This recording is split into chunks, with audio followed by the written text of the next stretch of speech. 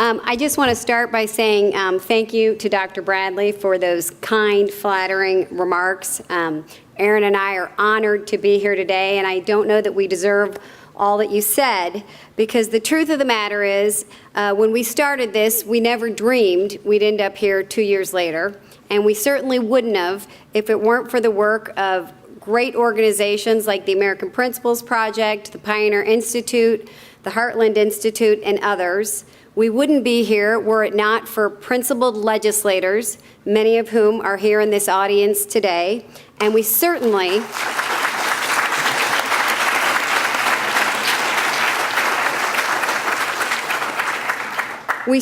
wouldn't be here without the hard-working grassroots effort from activists all around the country who've taken up the call to fight and spread the truth on this issue. I come to you as a wife and as a mother of 4 children, one of whom I'm very proud to have here with me today. And I came here and I'm involved in this issue because of something that happened, well, about 2 years ago. It was the fall of 2011. And it was the result of my 3rd grader coming home with some new math papers. She's at a parochial Catholic school, and suddenly the papers that were coming home looked very different than the math papers we had seen in the past with our older children. 3 things jumped out immediately. One, there was a shockingly small amount of arithmetic on the papers that came home.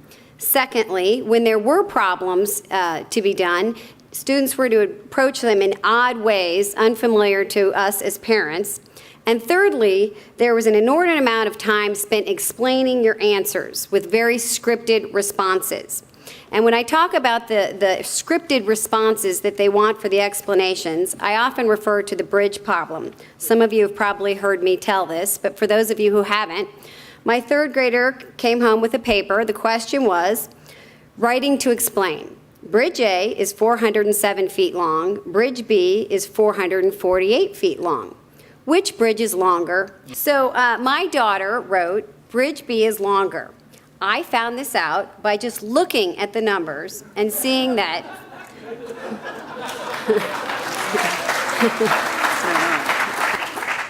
and just seeing that 448 is greater than 407. Now, as an adult, I thought that was a pretty good answer for a 3rd grader. In my mind, greater than is a mathematical term. But I was wrong. She got that answer mostly wrong. She got 1 point out of 3.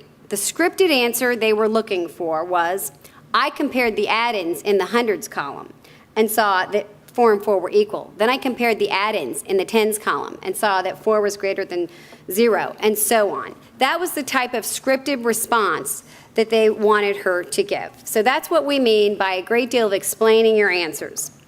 So the parents at my school became very upset and very concerned. They went to the principal, who quickly decided he better call in the sales lady for the publishing company.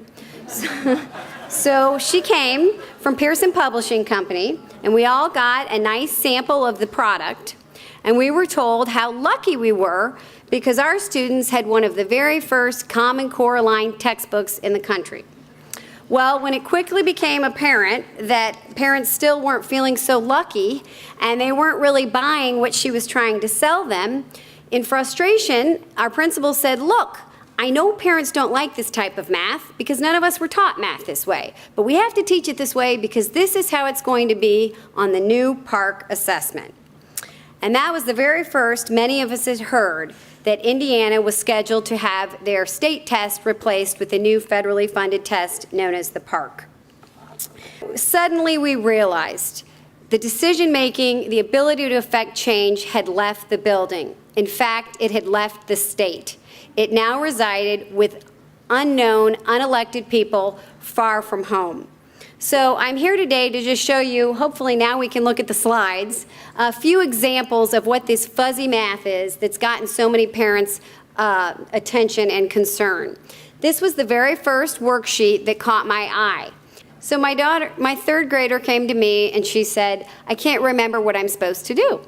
And I looked at it and I started to try to explain the method that they were using. I could have obviously given her the answers to fill in the boxes, but I didn't think that was the right thing to do. So I started to try to explain, and I looked at it and I said, well, you're supposed to take the second number, 34, and you're supposed to say 30 plus something. Then you go back and you take the first number, 53. You say 53 plus something equals 83, and then you take that 83 and you add it to something else, and that makes 87. So that's how you add 53 and 34. I was at a complete loss as how to explain the method they were using. Now, over some time, I came to find that what they were doing, that they did throughout the year, is break the numbers apart and then put them back together in different ways, and then combined it all together. So, for example, with a 3-digit addition problem, let's say 312 plus 215. The child is to break it apart, and 312 is 300 plus 10 plus 2, and 215 is 200 plus 10 plus 5. And then they're told to add the 300 and the 200 first, that makes 500, and then add the tens, and then add the ones, and then go back and add the hundreds, tens, and ones. But the problem is, that is the complete opposite of the standard algorithm. Rather than starting in the hundreds column, you're to start in the ones column, as you all know. So many children became confused when they were taught the standard algorithm eventually. They all wanted to start in the hundreds column, which was a problem. This is just one example. We have others. My next example is a real-life example that was sent to us, and it's very similar to what we're seeing come home. And it's a 4-point problem of 15 plus 17. Now, if the child does the math and gets the answer wrong, they get 1 point for trying. If they add 15 and 17, and use the standard algorithm and get the right answer, and they get 32, they get 2 points. However, that is not proficiency. To be proficient, I will show you what they need to do next. They need to be able to draw a picture to show that is deeper learning, that is a deeper understanding. And to get 4 points to show that they really have mastered the skill, they need to be able to explain it again in writing. I took 5 ones units from the 17 group and added them to the other 5 ones units, etc. So this is the type of deeper learning that we're seeing all across the country, frankly. And then I'll give yet one more example that appeared on the sample items from the Smarter Balance, one of the 2 testing consortiums. This is for 4th grade math. You can see the child is to do 26 times 32. Now, a child who has been taught the standard algorithm and does it the traditional way over in the corner and gets the right answer will not get full credit.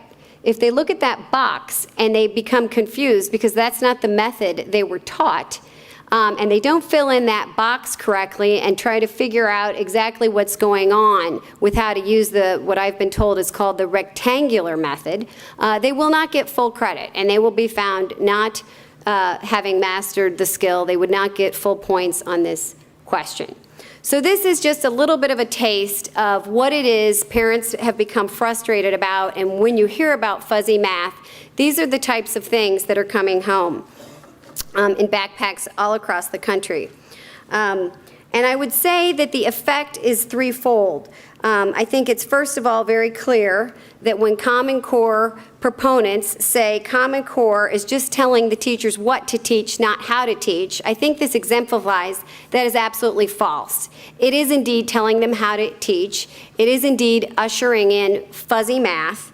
And that's having, an effect on the children. Some are becoming confused by all the different strategies they're being told they have to learn. And it's at the expense of practice. So for many children, they are not getting enough of the practice necessary to become proficient, and it will likely haunt them later at higher level mathematics. And then for all students, it is really slowing down the pace of the progression of skills in mathematics. So when I hear that they won't be ready by 8th grade, I believe it absolutely. Because when you look at the pace of what I consider to be real mathematics in the lower grades, it is not moving at the pace it needs to reach algebra by 8th grade. And again, I often hear schools and people say, well, we go above and beyond. But to my knowledge, I've yet to see a school that has embraced Common Core where the 4th graders are using a 5th grade Common Core textbook. So I simply don't see how that is the case. But again, this fuzzy math is nothing new. It's simply a remade version of the new math that was in the 60s and 70s. It's here again all over. But what is new is that it's being inflicted upon the entire nation at one time. And getting rid of it is now no longer very easy. And I would also like to point out, I've had recently some Common Core proponents, when looking at the evidence presented by Dr. Milgram and Dr. Werman, they say, well, okay, well, but what's the harm? We needed to try something. And, you know, it may be easy for them to say, what's the harm? But to me, with a parent, you know, as the parent of children in school, and for all the other parents who happen to have children in school today, it's not so easy, because our children get only one shot at a good education. And when this fails, which it will, those who sit in positions of power and authority, who have the ability to stop it right now and choose not to, they'll be able to walk away. And some of them will walk away with their pockets lined. But our children can't walk away. They will be forever impacted by the education policy decisions being made by such people today. Let's hope and pray that they do the right thing.